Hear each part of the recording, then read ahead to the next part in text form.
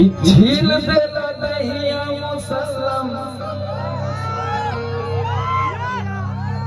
बलमुआ के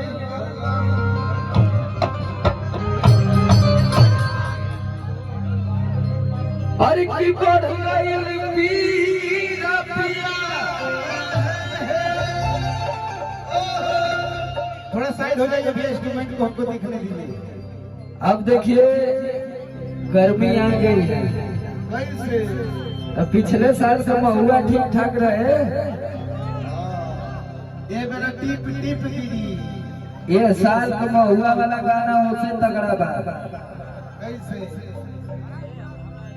ये तो लोग 26 तारीख के YouTube पे मिली समर सिंह ऑफिशियल की, ठीक बा ना? हर की बढ़ गइल पीरा पिया,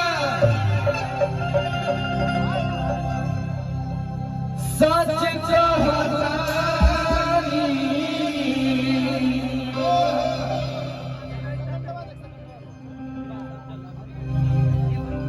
हर की जैसे चुए महुआ राजा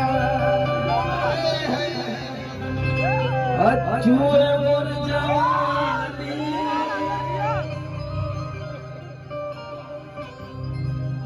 गर्मी का एहसास करे लोग ना, देखा बहन पसीना फेंके लगे। चला हर की जैसे चुए महुआ राजा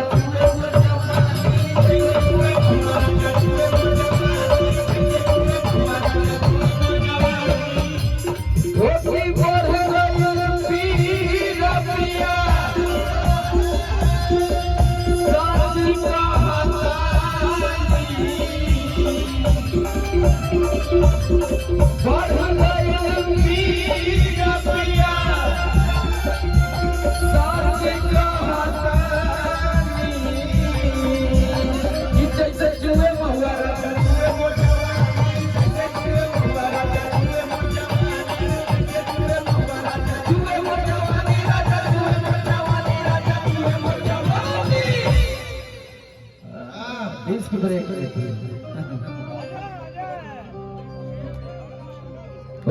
चुए मोर जवानी राजा,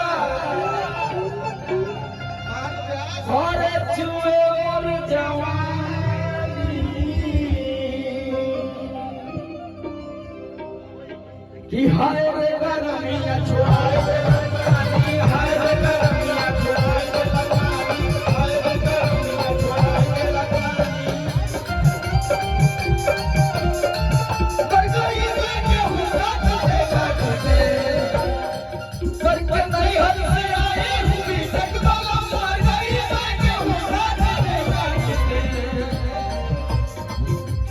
पप्पा से मेरे भाई मिस्टेक बना, हुआ पप्पा से मेरे भाई मिस्टेक बना।